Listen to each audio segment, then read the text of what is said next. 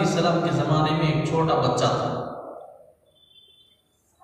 एक कोने में खड़ा को अल्लाह को बोला, अल्लाह तू मेरे पास आया तो मैं तुझे खाना खिलाऊंगा, मैं तुझे पानी पिलाऊंगा, मैं तुझे सुलाऊंगा, मैं अच्छा खिलाऊंगा, अच्छा पहनाऊंगा। किसे बोला? हज़रत मूसा उधर से गुजरे तो गुस्सा। अल्लाह हर चीज़ से पाक है, हर ऐब से पाक है। अल्लाह खिलाता नहीं, अल्लाह खिलाता है खाता नहीं, पिलाता है पीता नहीं। तू जा उसे कैसा खिलाऊंगा तो पिला तो वैसे सब बोलना। हज़रत जिब्राइल अलैहिस्सलाम आए, फरमाया मूसा जी अल्लाह इसकी आवाज़ को सुनने के लिए पहले आसमान में आ गया। कौन से आसमान में?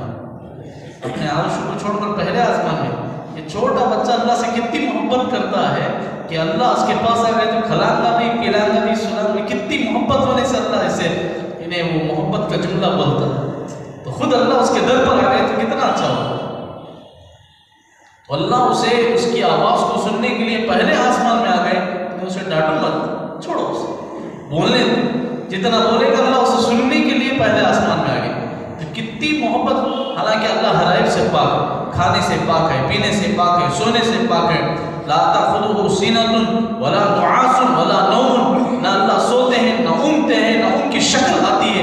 क्या भी इसने हर चीज़ से अल्लाह पाक है, फिर भी अल्लाह उसकी आवाज़ को सुनने के लिए आ गया। कितनी मोहब्बत होगी। ये छोटे बच्चे की ज़बान से निकलता हुआ अल्फाज को सुनने के लिए अल्लाह पहले आसमान में आए।